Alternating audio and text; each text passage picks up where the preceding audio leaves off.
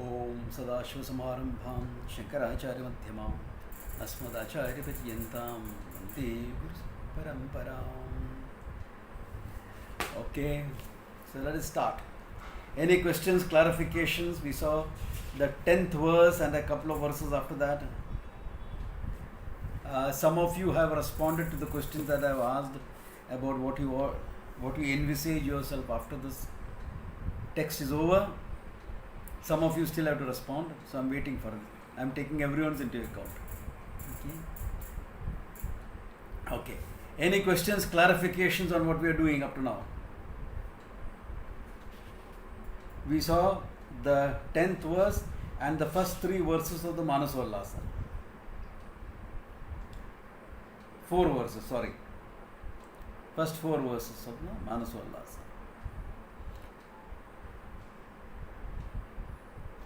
Clear about it? Or any questions are there? Okay. Now,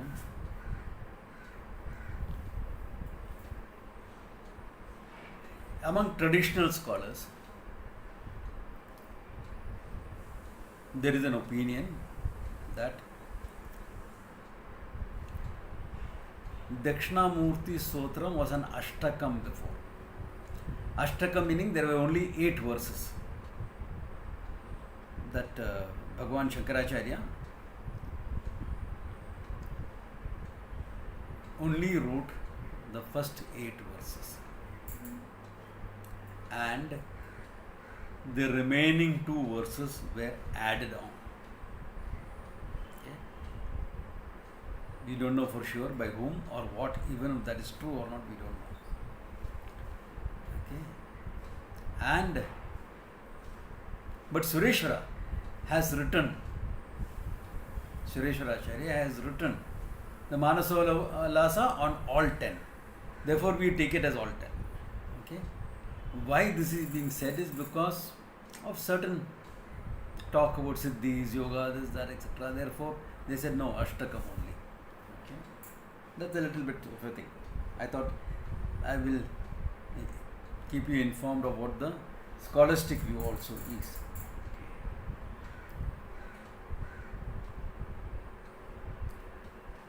Then going ahead with what we are, after where we have stopped last time, the 5th verse. Ananta Shakti Aishwaryam Nityananda Shanimadayah Swasyaishwaratve Samsiddhehi Siddhyanti Swayamevahi. He says Ananta Shakti, endless powers. Aishwaryam, Aishwaryam, wealth, prosperity, all of them. Nityanandasya, Ananda Swarupaha, Anantam, Anantatvam. Okay. And Animadeyaha, Anima, Garima, etc. There are some siddhis, we'll talk about that later. Okay. Sa Ishwaratve Samsiddhi. You have not worked for any of these powers. But when you are understood that you are nothing but Ishvara, Siddhyanti Swayamevahi. Even without working for it, some of them come with you, he says. Come to you. Arthavada. Okay. Arthavada. Don't take it literally. One thing is true. The Ananda that you will get by using those powers, that Ananda is already yours. Okay. That much is a fact. Because the use of any power gives you some sort of Ananda, isn't it? Yeah. It gives you some sort of Ananda. Hey, I could do this. Because what is power? Capacity to get things done. Other than that, what is power? So when you get something done, something that you wanted, you get it done, you get a kick out of it. You get that Ananda. That Ananda is already there with the wise person.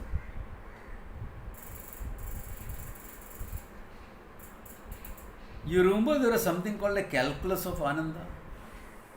Yaad hai? Where did it come? Taittiriya, yes. Taittiriya Upanishad. Yes. Okay.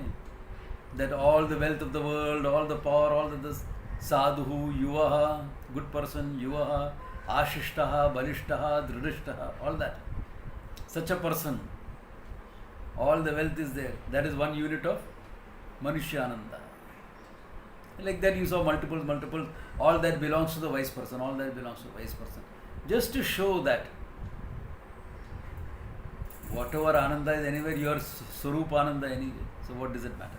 So similarly, all this, whatever little kick you get out of using some of these siddhis, etc., that's already yours.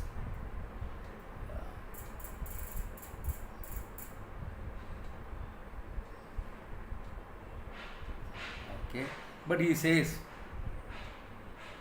that once you have got the Sarvatma Bhavam, some of these siddhis also come to you. Maybe. We are not working for it, so what does it matter whether it is there or not there? Everyone has some siddhis. Some of it we use, some of it we don't use. Sadhu Banke, what siddhi are you going to use?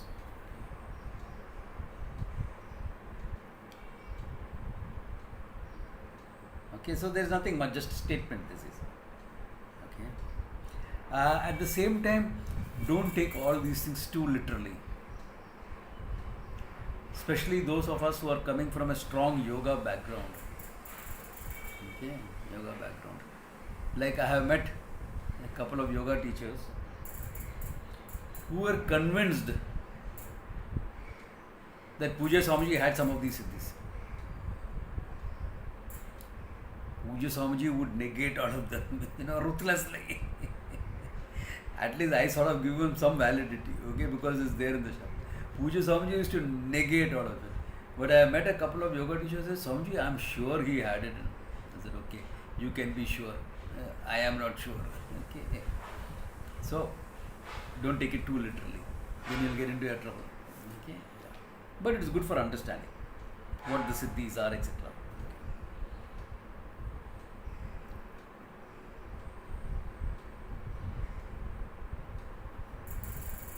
Yad Aishwarya Viprudingha Brahma Vishnu Shivadayaha Aishwaryante Shasante Saiva Atma Sada Shivaha. Okay. Now he is following that Shivagama paradigm. Okay. Atma Sada Shivaha. Atma is Ishvara. Tattvamasi iti. Okay, Atma is Ishvara. Okay. Then, because of the grace of Ishvara, Shasante, these people rule. Where Yad Ishvara Viprang Brahma Vishnu Shivadeyaha. By some aspect, Vibrang Bhava. Okay, that few drops of the power of Ishvara, Brahma Vishnu Mahadev. Okay, Shivadeya. Brahma Vishnu Shiva now becomes the creator, sustainer, destroyer. So you're looking at it from their limited aspect as deities. And Sadashiva is being talked about as Ishvara. Therefore he says, you have equated yourself with Ishvara, and by the grace of Ishvara's power only, all these functionaries function. All these functionaries function. Okay. True. See, you can look at Brahmaji as Ishvara. You can look at Vishnu as Ishvara. You can look at Shiva as Ishvara. No problems in any of them. But here he is looking at them as deities and Sadashiva as Ishvara. That's why I said it is a Shivagama paradigm. Each form of worship has its own paradigms. This is a Shivagama paradigm, where Shiva is Ishvara. If Sadashiva is, then to make a difference between Shiva as deity and Shiva as Ishvara, you put the name Sadashiva to Shiva. You add the Sada to Shiva to make it Sadashiva. So Sadashiva is Ishvara. Then deity becomes Shiva, becomes destroyer. Just a way of conceiving, okay? In fact, if you look at Shivagama, it's all the way of how you conceive the deities, how you invoke mantras for them, all of that. Okay, it has a validity for certain function, especially when you're setting up a temple, etc. Like for example, the Dakshinamurti temple in Coimbatore has been set up by Shivagama rites, because that's how you follow. It's a Shiva temple, therefore Shivagama. If it is a Vishnu temple, then you will follow Vaishnava Sampradayas for the setting of the temple. If it is a Devi temple, then it becomes Shaktam. Those are the different paradigms you will follow, because you have to set up a temple. In the temple, the main deity is Ishvara. Any other becomes deities. So if it is a Vishnu temple, Vishnu is Ishvara, Shiva will become deities. Shiva, Devi, etc. will become deities. If it is a Shiva temple, Shiva is Ishvara, Vishnu, Devi, etc. become deities. If it is a Devi temple, Devi is Ishvara, others become deities. So that's how it's conceived of. So here he is conceiving of as Ishvara is nothing but Sadashivaha, and all the deities are manifestation of his power, etc. Therefore, the idea is your identification is not with the deity, your identification is with Ishvara himself. That's the idea. Your identification is with Ishvara himself. Okay. So क्या हो गया? So here, look at it. Another example.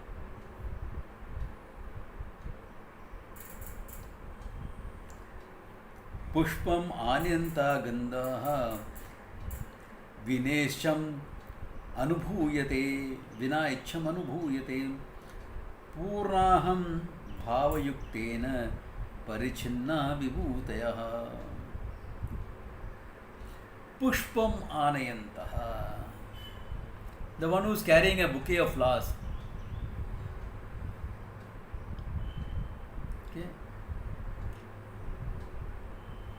It is his wife's birthday, so on the way home he has picked up a bouquet of flowers for his wife. Okay. Why? Because acha, it's a birthday after all. So he comes with a bouquet of flowers.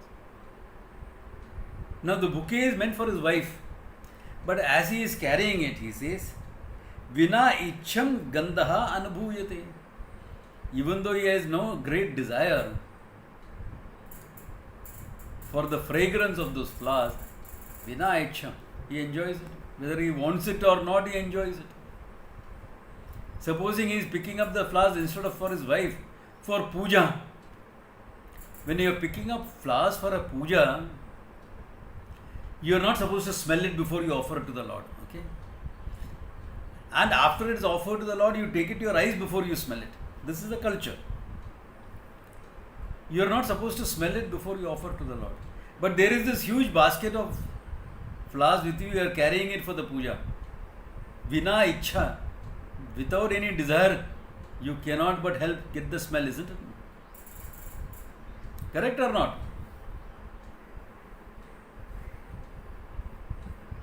Yeah. Unless you respond, I don't know whether people are going to sleep or not. You know? That's why, just to ensure. You all know I am not asleep because I am talking. Okay. Okay. Similarly, he says, Purnoham iti bhava yuktena. One was that bhava. Purnoham iti bhava. Parichinnaeva vibhutaya. These small glories you can always enjoy. These small glories, vina ichham, will come to you, he says. Like how some of the fragrance of the flowers come to you, some of these glories come to you. Okay. Arthavada, exaggeration, so that in a lazy student of Vedanta, okay, a lazy student, he will do some dhyanam, etc. to own it up. हाँ थोड़ा power आएगा तो अच्छा है. Not that I'm really interested, but अच्छा है. Okay. Don't take it too seriously. Okay. It is there. Yeah. Like, I have one of some of these powers, I have not used, I don't normally use it. Sometimes without my intention it gets used.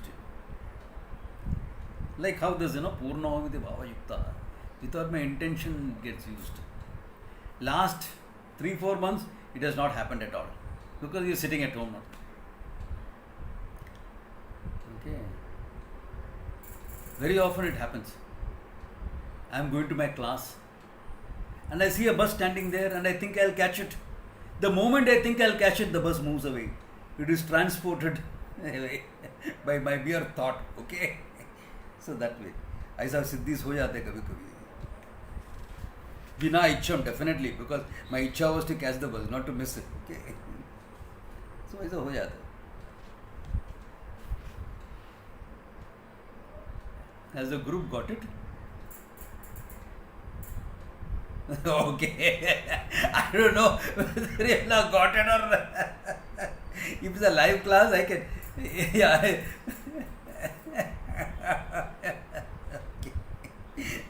Because in a live class, see, that's why my jokes are less in this, because I won't get a reaction and I have not yet become that wise. Okay.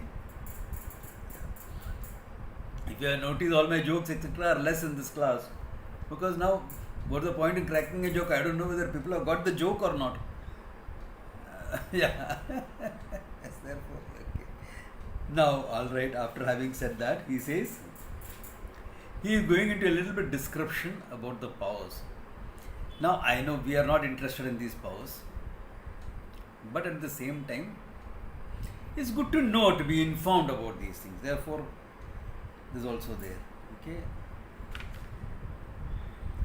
Anima mahima chaiva garima laghima tatha praktipakamyam ishvatvam vashitvam chashta siddhaya.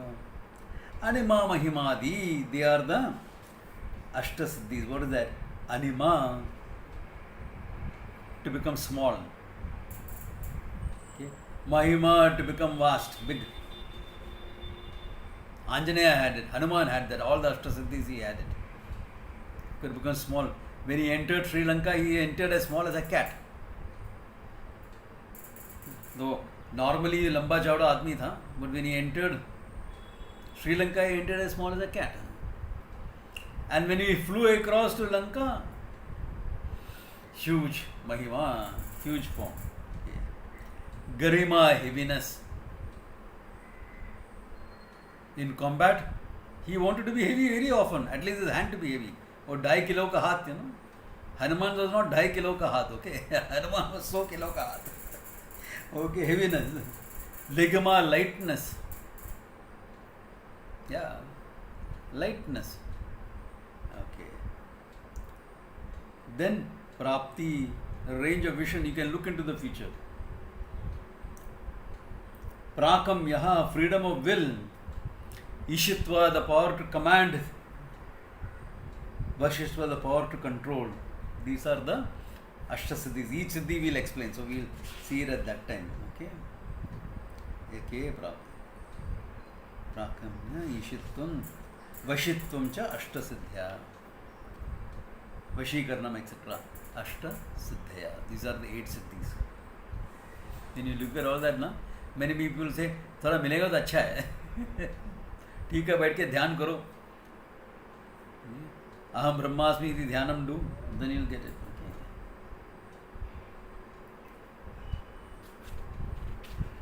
Okay. Atyantam anushu pranushu atmatvena praveshanam anima samyaisharyam vyaptasya paramatmanaha.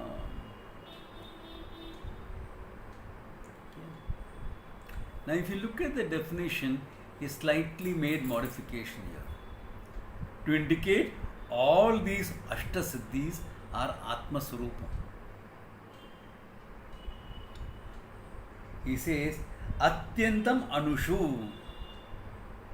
Normally in the Shastra, Anima is an ability for you to become small in size. As I said, when Anjaneya entered Sri Lanka, he entered as small as a cat. Chota. 6-footer character he was. Powerful guy. But he became small as a cat and he entered Sri Lanka because he didn't want to be known and caught, okay, until he was ready to be. Okay. Therefore, but here he says, Atyamto Anushu, into a small atom also. Pranushu, into a being that is as small as an atom. Atmatvena praveshanam. Atmatvena praveshanam, yourself entering. Anima sanyam aishwaryam. That is called anima. This aishwaryam, this power is called anima. Vyaptasya paramatmanaha. Okay, that is the power of the Paramatma. Naturally is the power of the Paramatma. Do you remember the statement Anoho Aniyan Gariyo Gariyan? Yaad hai? Yaad hai na? Yeah. The Anoho Aniyan. So the Atma is what? Smaller than the smallest thing that you will find. Therefore, in every atom, in every particle, the Atma is already present. Therefore, what is the point of becoming smaller? I am already there. Do I have to become smaller to be there? I don't have to be. Anoho Aniyan, I am already Anoho Aniyan. As pure consciousness, I am already Anoho Aniyan. The power of Anima is already there in me. Are you getting it? He is giving it a twist. Don't take the power as literal. Yeah. Therefore, it's already there. Paramatmanaha Vyaptasya. The all-pervading Atma already has that power. Aniyo. Anoho Aniyan. So no problems. Then what is Mahima? Brahmanadi Shivantasya Shat Tattvam Samhitehe Bahischa Vyapti Vrittitvam Aishwaryam Mahimakhyayam. The power of Mahima to become vast. Okay, to become vast. Yeah.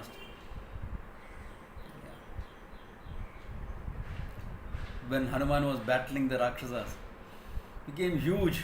So they all seemed puny in front of him. Okay, yeah. So in one sweep of the Gada, he could take a dozen off straight, no problems.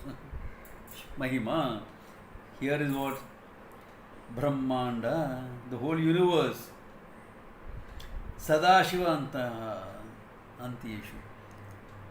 Ending with up to Sadashiva himself.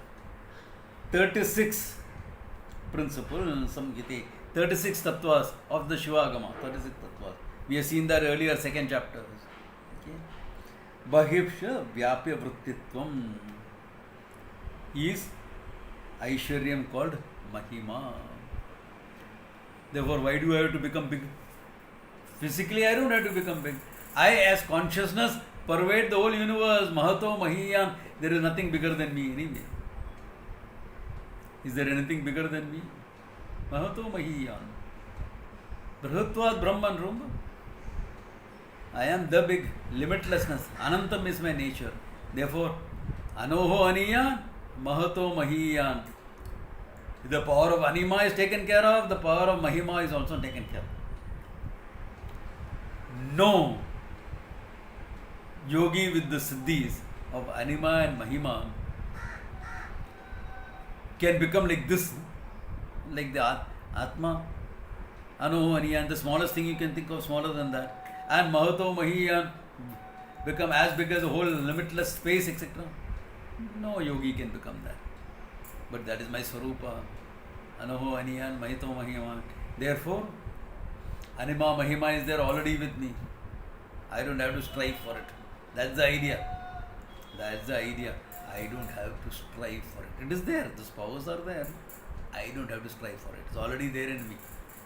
The biggest anima I have, the smallest anima is there with me. The greatest of them all is there. And the greatest Mahima is also there with me.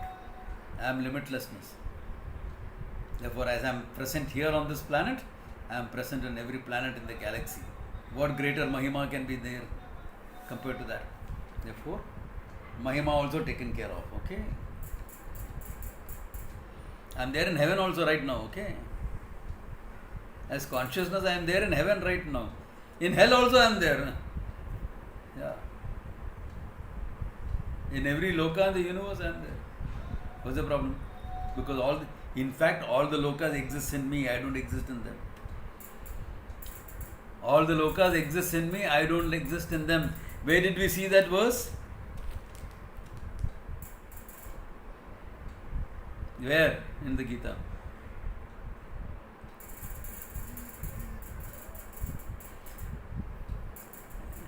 Ninth chapter. Okay, ninth chapter. Yeah. I am not in them, they are in me. Yeah. ऐसा थोड़ा याद रखने का है ना, अच्छा है. That's why I keep asking questions. Yeah? Shoot. Beg your pardon?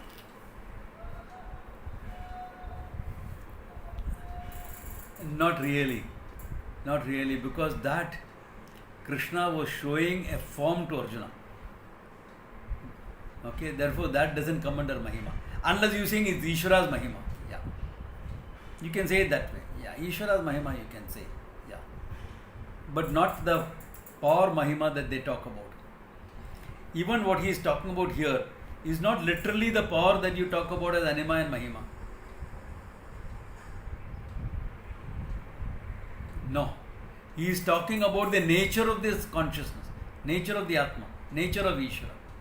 And saying, what is Anima becoming small? No? So what is the nature of the Atma? In the smallest of things it is present already. No? See, what do you use the power of Anima as? Like that's why I gave Hanuman's example. He used the power to become small so you can enter a city unnoticed. Who will notice a cat entering? Something as small as a cat entering. Can even become smaller. You could have become a fly. You could have become a fly. You could have become a virus also and enter. Okay. Yeah, you could have. Anima, that is. But here what he is saying? Consciousness is present in every little thing. Therefore, that is the Anima of consciousness, he says. Are you getting the idea and the difference of viewpoints, or you have not got it? Yeah. Yeah? Yeah? Yeah?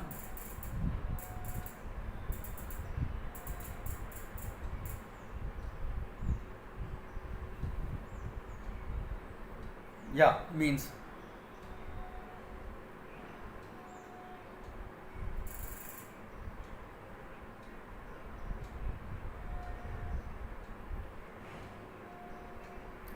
exactly. Yeah. It's already there in I consciousness, but in a slightly different form. In the yogi getting it, for want of a better word, is the yogi getting it is through a process, number one. And number two, it is limited. Here is saying is Atma Swarupa. What is Anima? Being small, na? You are there in every small thing. Already there. Because why do you want to become small? No one wants to become small. Tiny. You want to enter something. Like you have forgotten your keys inside your home. So you become small, tiny, enter through the keyhole, get into the your room, and then become your normal size. Pick up the key and open the door. Yogis will get upset with me because I am using the power of Anima for something so small. Okay, but that is what Anima is about anyway. See, that is a functional Anima which yogis talk about. Here, what Sureshwara is saying, you have already entered everything anyway as I consciousness. It is there in everything. As Sat, it is there in everything. So you already entered. So where is it that you are not there? Anima is there. Mahima is also there. You become big. You pervade the whole universe anyway as consciousness. Therefore, what's the problem? It is not that the power is there literally. It is not that the literal power is there. So it is present not exactly as a power. It is present as Atma Swarupa. Are people here getting this difference? Others also? Okay, okay, okay.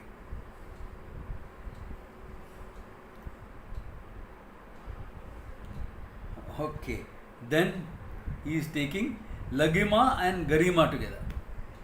Lagima is a power to become light, and Garima is a power to become heavy. Okay. Mahameru Samangasya Samudha Uddharna Karmanihi Lagave Tulyatvam Lagimanam Viduhu Buddha.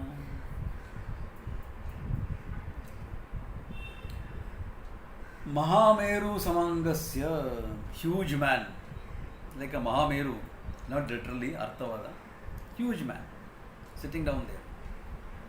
Okay. Samudhara Karmani. Now you have to lift up this character. He is huge, heavy. Okay. Like some of those sumo wrestlers, 200 kilos, huge. Laghave Tula Tulyatvam. But he says, okay, come and lift me up. Okay. And when you lift him up, one child can lift him up. Why? Because he's made his body light as cotton. Tula Tulyatvam. Light as cotton. So it's like a bunch of cotton being there, and he can be lifted up. Okay. Iti Laghimanam Viduhu Buddha. The wise people talk about this as the power of Laghima.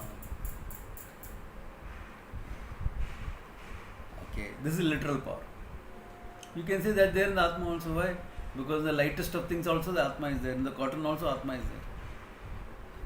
Going by the previous logic he has given. Then what is Garima? Paramanu Samangasya Samudharana Karmani Gaurave Meru Tulyatvam Garimanam Viduhu Buddha. Paramanu Samangasya, a tiny character, tiny thing, almost like a Paramanu, like an atom. It's a small character. But Samudharana Karmani, when you want to lift him up, Gaurave Meru Tulyatvam, he becomes as heavy as the Meru mountain. Mahameru mountain he becomes as heavy. Garimanam Vidur Buddha. This is called as Buddha by the wise as Garima. See this Anima, Garima, when you are looking at all these powers, you think it is something extraordinary. It is not really all that extraordinary as people talk about it.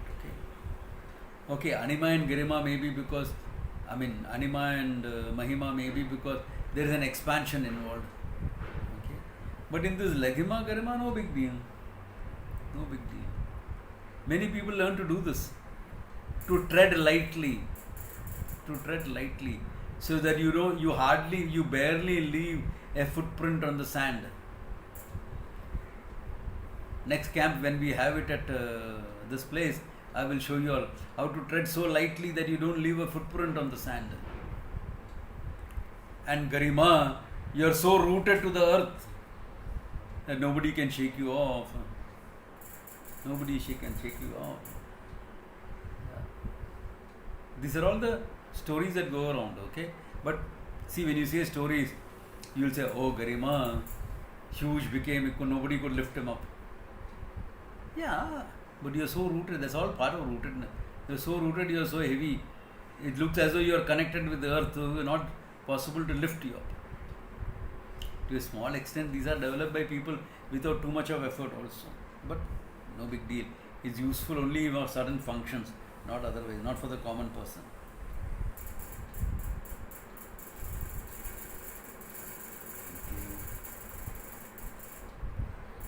I don't think anyone has any questions on these powers. No?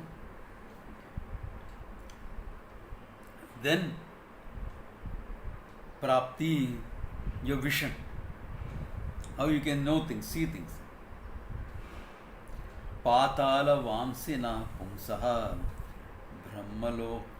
Brahmaloka Avalokanam Pratyurnama Maheshwaryam Sudushprapyam Ayoginam Ayoginam dushprapyam. Those who are not yogis, this is very difficult to get, he says. Very difficult to get. What is that? Patala Vamsana. You are in the Patala, the lowest loka possible. This person sitting in Patala, Pumsam, Brahmaloka, Avalokana. He sees what is happening in Brahmaloka. This is called Prapti. This ability to see is called Prapti. Mahaishwaryam. So, Dushprapyam Ayogina. For someone who is not a yogi, it is not possible. Okay. There is a modern yogi like that. Very popular figure. Who says, I am not educated, I have not read anything. If I want to know something, I just close my eyes and sit down and I come to know.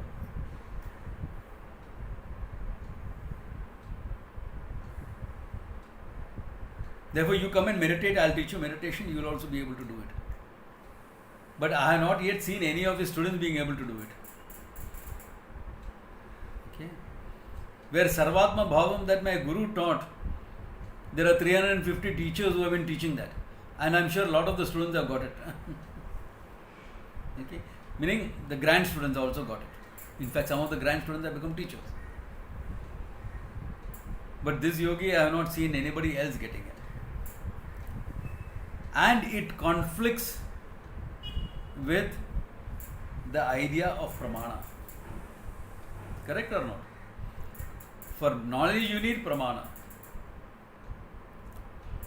So what is said here is, okay, if you want to give some justification to this, the limitations of pratyaksha pramana that a normal mind enjoys or a normal mind has, because we all have limitation of pratyaksha. How far can we see? Remember, pratyaksha is a power in the mind. The sense organs are only golakas.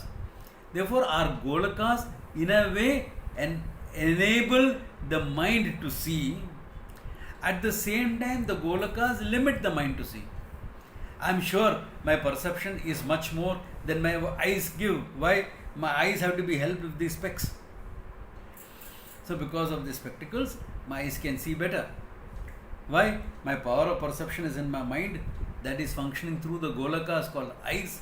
But the golakas with age have become a little bit weaker, therefore they have to be supported with the spectacles. Therefore every golaka, every power of perception is limited by the golakas. Now what he is saying here, what the yoga books say, is the limitation of the golakas are removed. The mind can directly see. So it becomes pratyaksham, everything becomes pratyaksham to you. This is one way of reconciling the problem of this type of perception with the need for pramana. Therefore it comes under direct perception. Praptihi. Okay? Praptihi. Yeah? Shoot. No, clairvoyance will come later. Will come a little later. Yeah. One aspect of it comes. Clairvoyance is using more than one of these things. Yeah. But in a way you can say, yeah.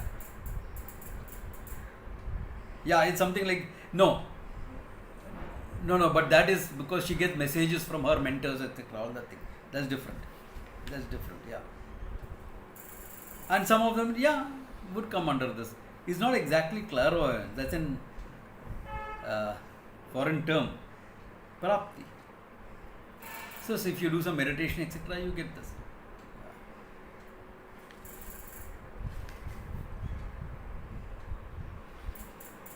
But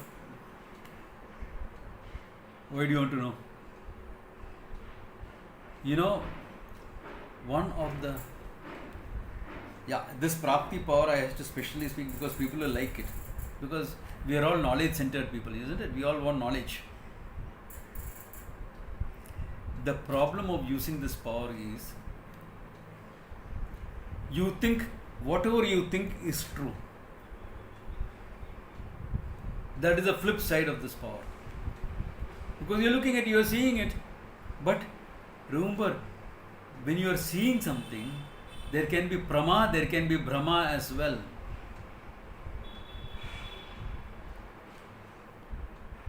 Brahma is what? What is Brahma?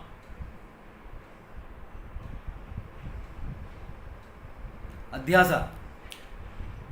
Yeah. Any adhyasa is Brahma. Erroneous knowledge is Brahma. Brahma is right knowledge. So in perception you can see things rightly, you can see things wrongly also. No? How do you know this is perception or this is not visual thinking?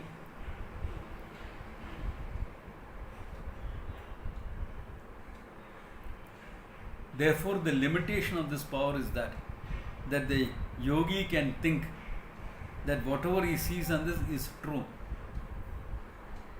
The same yogi who claims to close his eyes and know everything says, there is nothingness, I am nothing. Atma Shunyaha, nothing is there. He says that. Why? Because when you try to see the Atma, what does he see?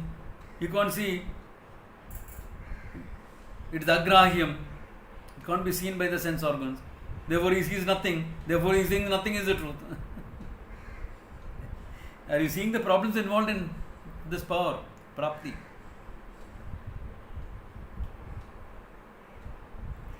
Am I making sense to all of you? Okay. If there is any delusion in your mind, any doubt or question, please ask, because this is a controversial topic. Okay, I don't want you all to go with a stupid doubt in your mind.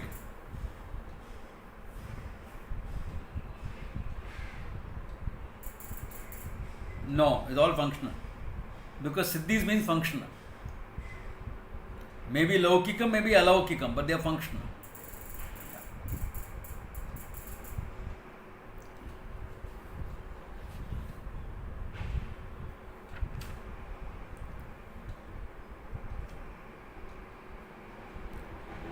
Now, how do you equate with this with the Atma?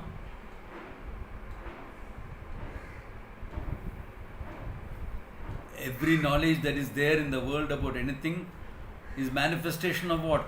I consciousness. I already illumine everything in the world, or I don't illumine everything in the world. Hello, I asked a question.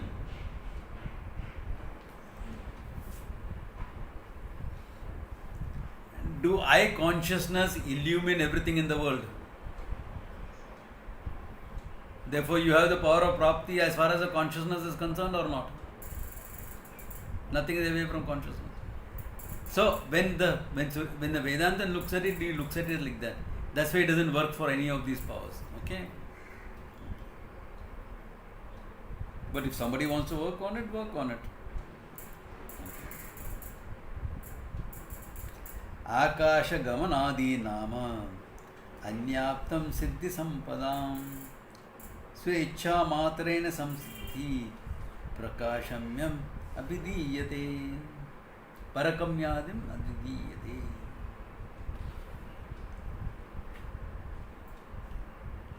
Akasha gamanadi nama anyaptam siddhi sampadam. You want to go from here to Kerala. There is too much of COVID cases here. Let me go to Kerala. There are hardly any cases. Akasha gamanadi. No ticket necessary for you, no. Akasha gamanadi. Swecha matrena samsiddhim. Okay. Prakamyam abhidiyate. Okay. The power to be able to move around with just your will, with just your thought. It looks like Green Lantern's power. Okay.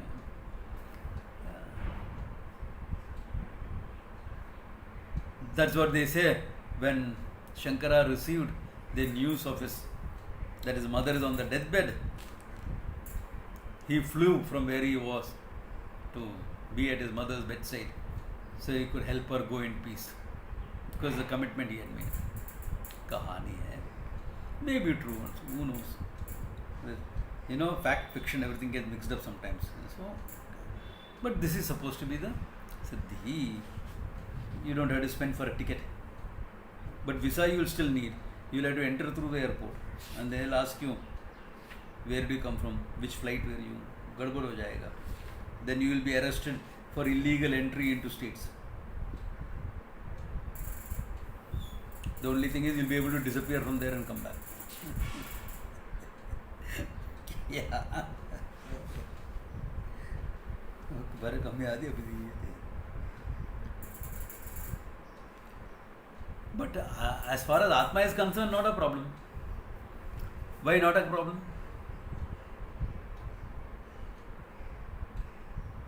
Sarva Vyaptitvad, exactly. Yeah. Asinam Duram Vrajate. Remember the Upanishadic statement. He is sitting in one place, but he is there far away also. Seated in one place, he has already reached there. When the mind went there, he found the Atma is already there. Already there. So this guy flies to Kerala and he lands up in Cochin, in his hometown. And he finds the Atma is already there, before him. Therefore, Sarva Vyaptitva, Atma does not require this power. It's already mine. It's already mine. Sarva Vyaptitva, it's already mine. I don't have to travel. Without traveling, I am already there.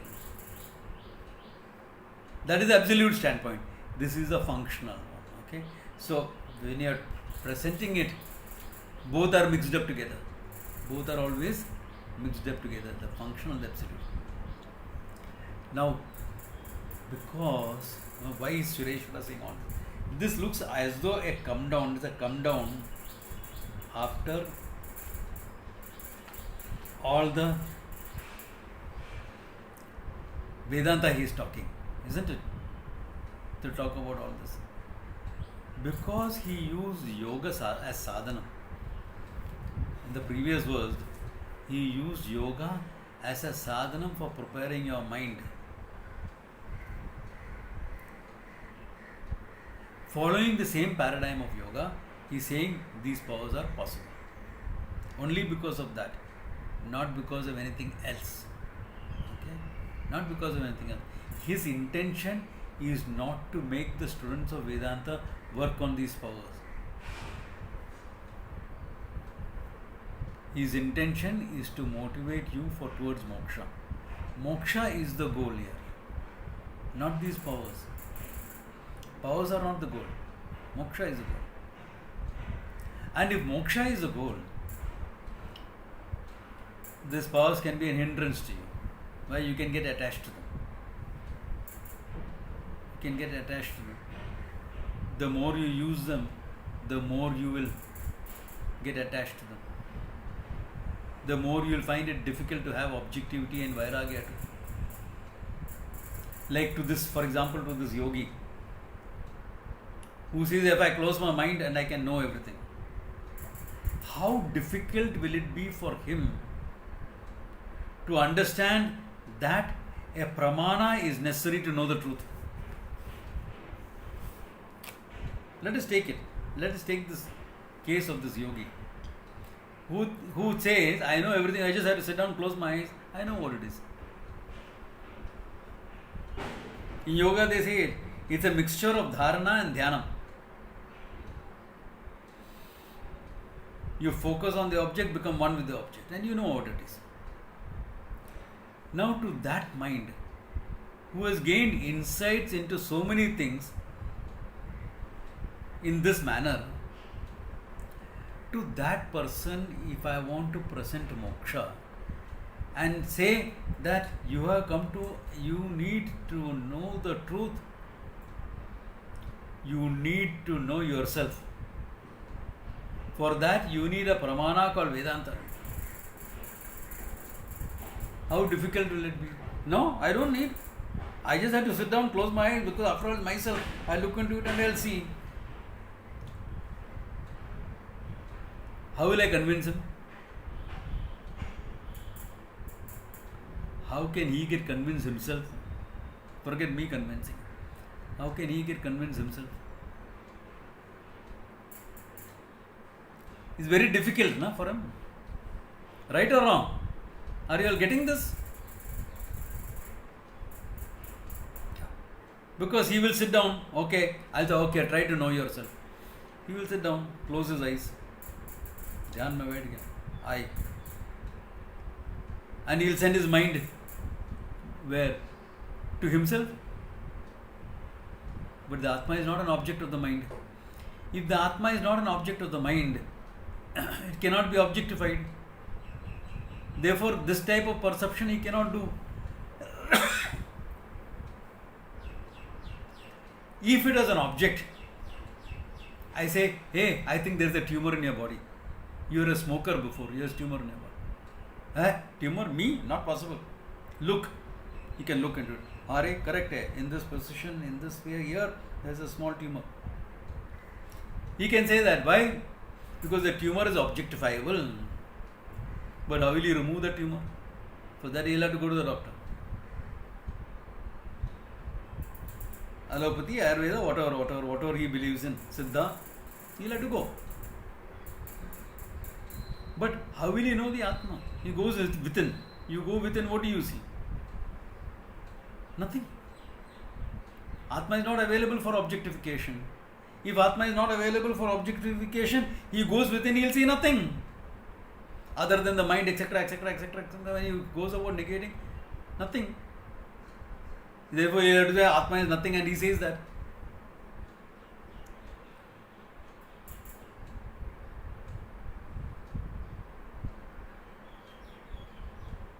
Therefore, forget making him understand Vedanta. Will he even come to Vedanta? Will he even come to Vedanta? He's a very prepared mind. If he comes to Vedanta like this, he will get it. But this is a huge block for him.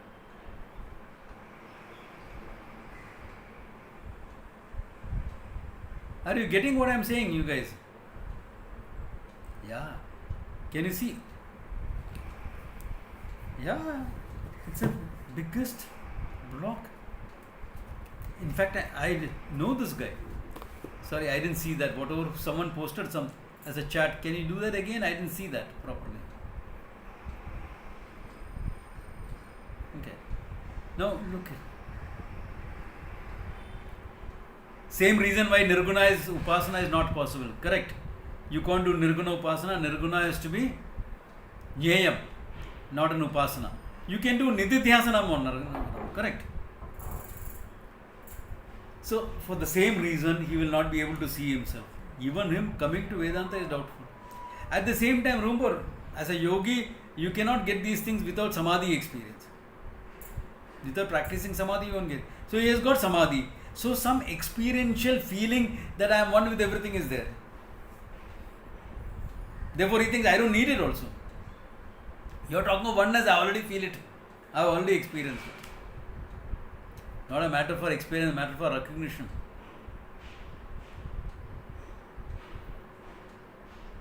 His powers becomes his limiting factor.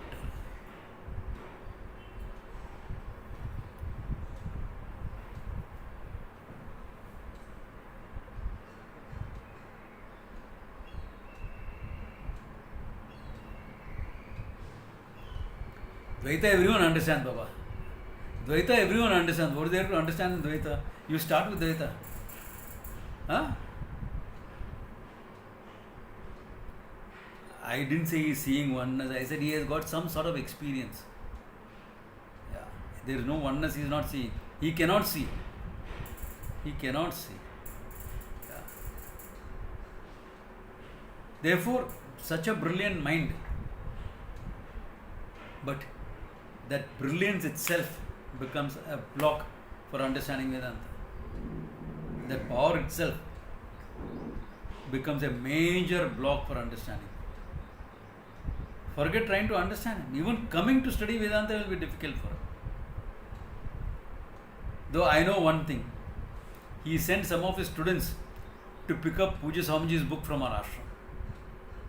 Some of the books they bought and took it. I hope reading that some this will come into him. Because I respect that man. He has got something about him. Okay? Yeah. It's a pity he didn't meet Pujya Swamiji in his lifetime. Some karmic thing is there. Yeah. Because Pujya Swamiji could have, if at all there was somebody who could convince him, it would have been Pujya Swamiji. But then there are many people who have come like that, met Pujya Swamiji and gone without and remain unchanged also. So we never know. We never know. Yeah.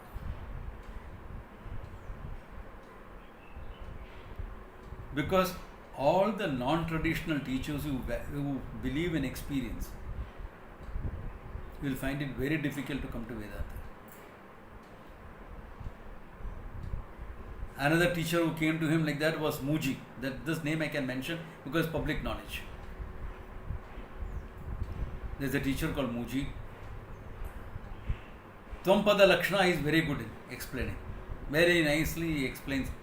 The you up to the Sakshi he explains very nicely.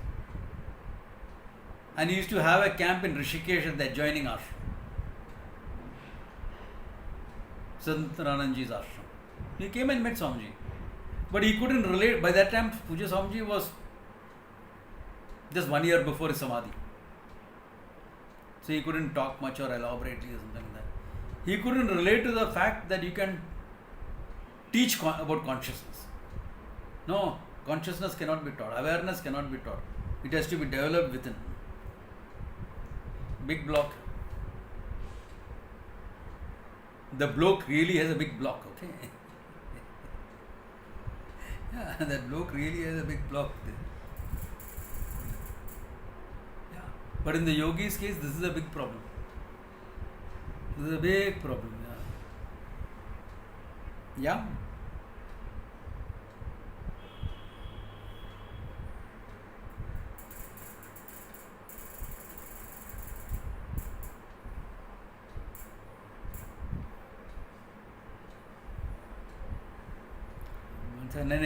Don't try to categorize it like that.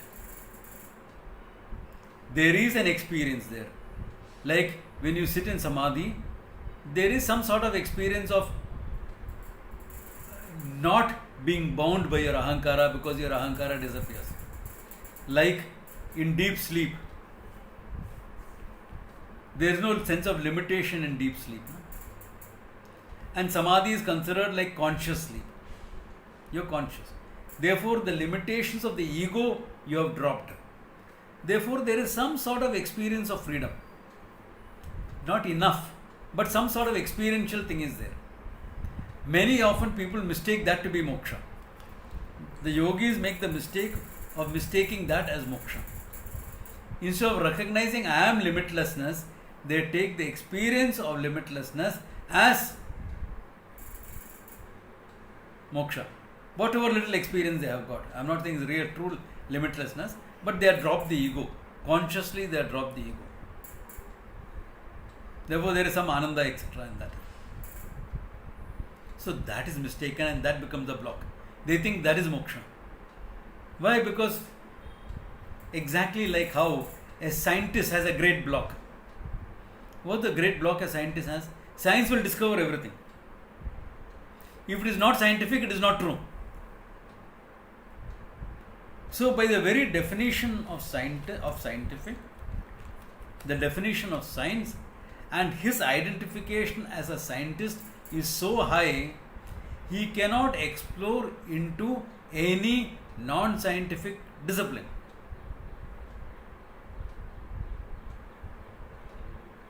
Many scientists will not even accept psychology as a discipline of knowledge. They will accept psychiatry but not psychology.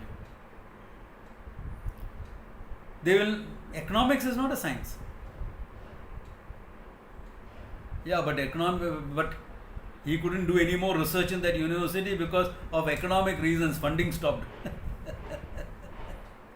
So there is a discipline of knowledge which he doesn't recognize, but which affects him very sorely. Because of COVID, lot of Asian students are not going to states. Therefore, funding is not available. Therefore, this guy's scientific research had to be stopped because no more funding available. Economic reasons. Therefore, there are disciplines of knowledge which are not scientific, but a scientist finds it very difficult to see that.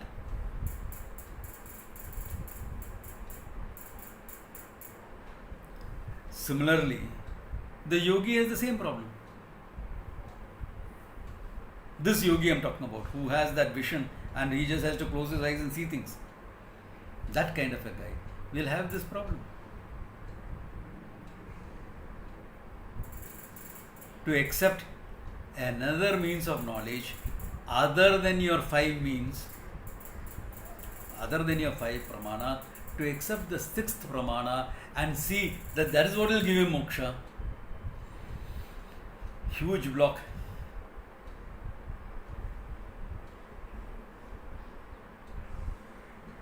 There is a 10-ton block sitting in his head.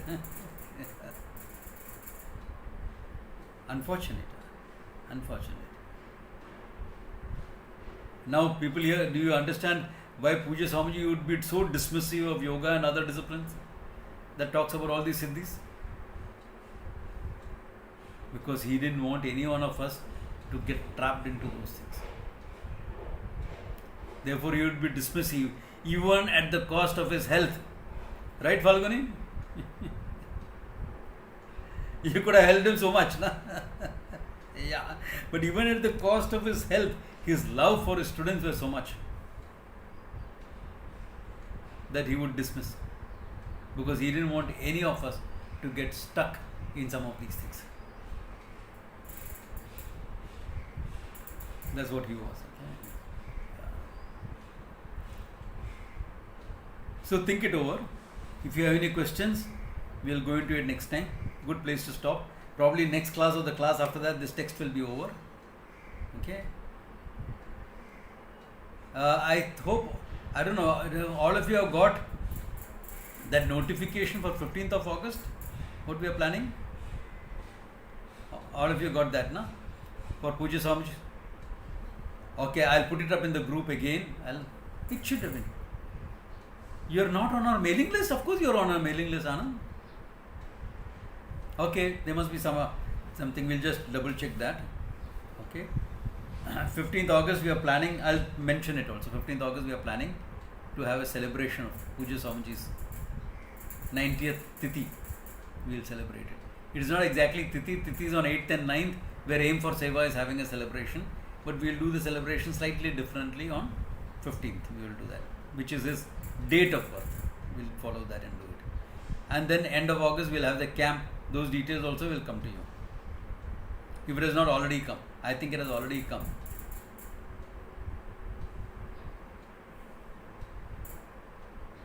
Online.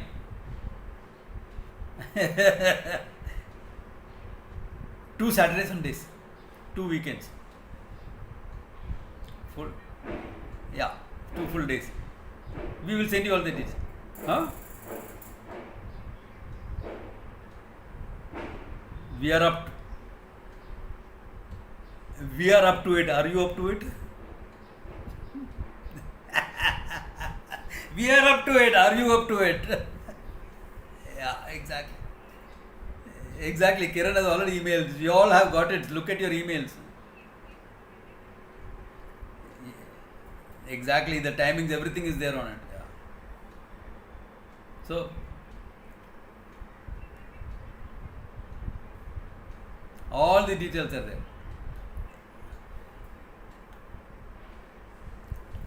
Yeah, yeah.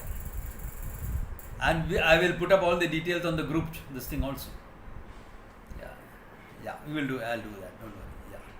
So, good place to stop. Om Tat Sat.